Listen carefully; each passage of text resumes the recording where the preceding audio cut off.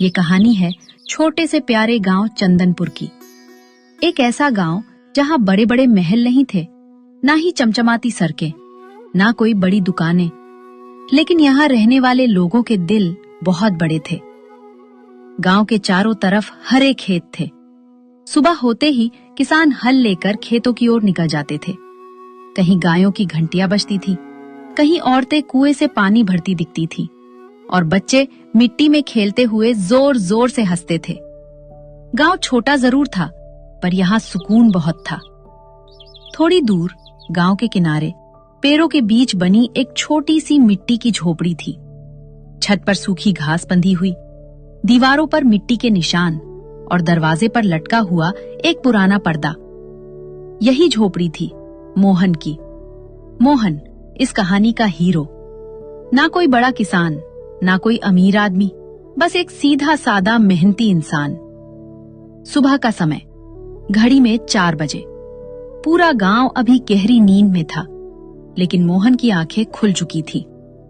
मोहन धीरे से उठता है ताकि उसकी पत्नी और छोटी बेटी की नींद न टूटे।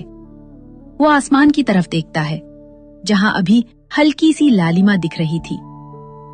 एक और नया दिन, धन्यवाद भगवान। वो ठंडे पानी से हाथ मुंह धोता है, पुरानी धोती पहनता है और चुपचाप बाहर निकल जाता है। ठंडी हवा चल रही है। उसके पैरों में चप्पल भी नहीं, लेकिन चेहरे पर कोई शिकायत नहीं। मोहन की जिंदगी आसान नहीं थी, लेकिन उसकी आदत थी शिकायत कभी नहीं करना। वो अपने छोटे से आंगन में रखी लकड़ियां उठाता है, कंधे पर कुल्हाड़ी रखता है और जंगल की तरफ चल पड़ता है। रास्ते में उसे गांव के कुछ लोग मिलते हैं। अरे मोहन, इतनी सुबह? भाई, सूरज से पहले काम शुरू करो तो पेट कभी खाली नहीं रहता। सब हंस पड़ते हैं।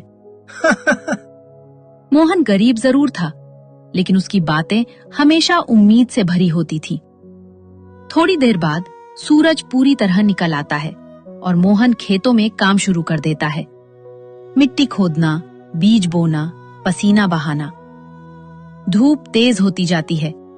पसीना उसके चेहरे से टपक रहा है, लेकिन उसके हाथ रुकते नहीं। सुबह से दोपहर और दोपहर से शाम मोहन बस काम ही करता रहता था, क्योंकि उसे पता था अगर वो रुका तो उसका घर रुक जाएगा। शाम होते होते थका हुआ मोहन घर लौटता है। जैसे ही वो दरवाजे पर पहुंचता है, अंदर से एक छोटी सी आवाज आती है, पापा आ गए। छोटी गुड़िया दौड़कर उसके गले लग जाती है। मोहन सारी थकान भूल जाता है। दिन कितना भी मुश्किल क्यों ना हो, घर लौटते ही मोहन की दुनिया पूरी हो जाती थी। और इसी साधारण, मेहनती और उम्मीद भरी जिंदगी से हमारी कहानी की असली शुरुआत होती है। मोहन के घर में उसकी पत्नी सीता और छोटी बेटी गुड़िया रहती थी। सीता भी बहुत मेहनती थी। घर का सारा काम और कभी-कभी दूसरों के घर भी काम करने जाती, लेकिन उनके घर में कभी शिकायत नहीं होती थी, बस प्यार था। और साथ एक दिन, पापा, मैं भी स्कूल जाऊंगी ना? मोहन थोड़ा चुप हो जाता है। उसकी आंखों में हल्की चिंता दिखती है, लेकिन वो मुस्कुराकर कहता है, हाँ बिटिया, तू जरूर पढ़ेगी, बहुत आगे जाएगी।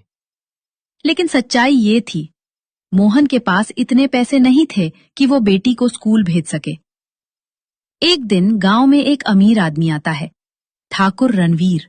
बड़े कपड़े, घमंडी चाल और उसके साथ उसके आदमी।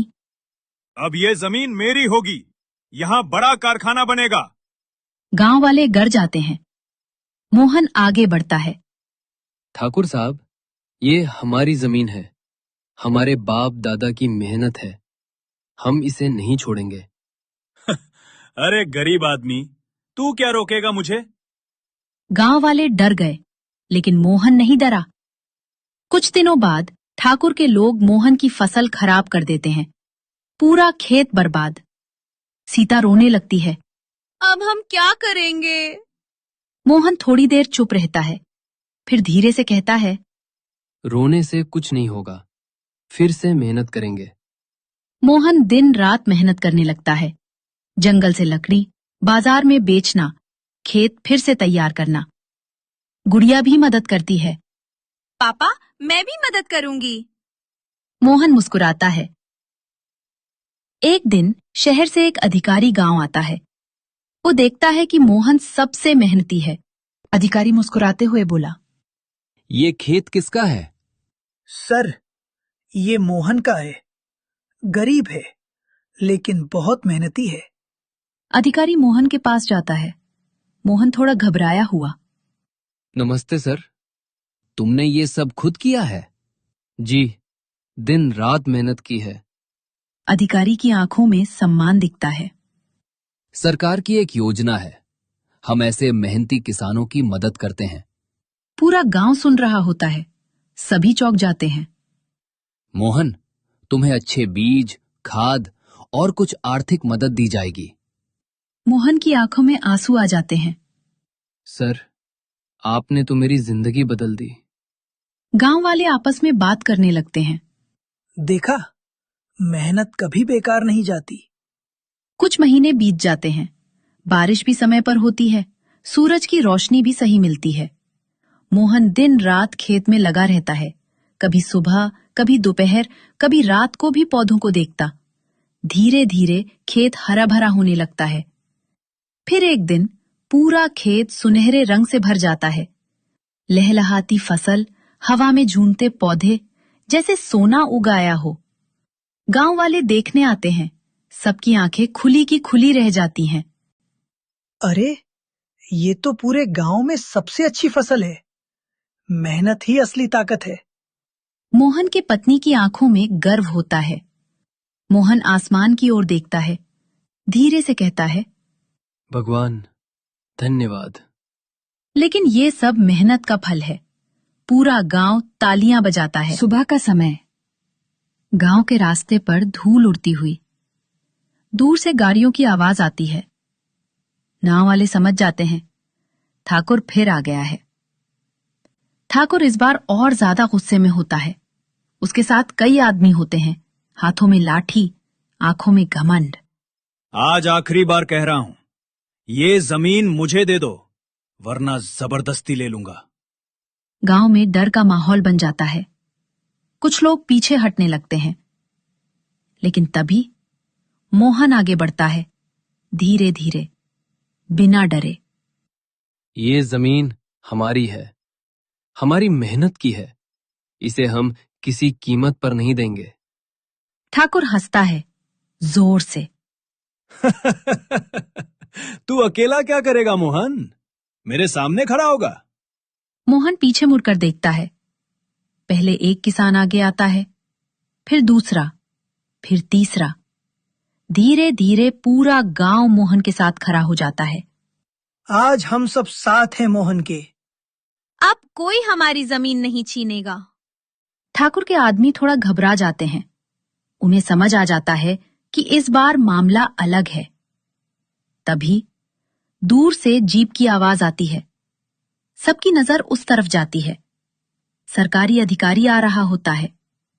अधिकारी गाड़ी से उतरता है। गंभीर चेहरा, हाथ में फाइल।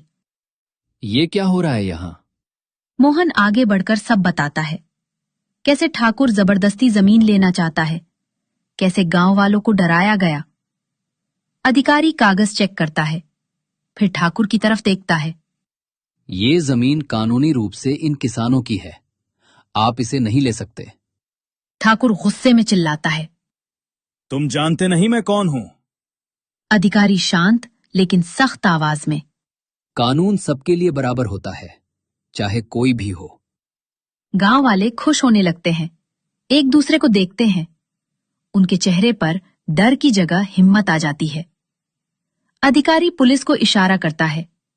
पुलिस आगे बढ़ती है। ठाकुर के आदमी पीछे हट जाते हैं। ठाकुर समझ जाता है, अब वो कुछ नहीं कर सकता। ठाकुर, ये बात यहीं खत्म नहीं हुई।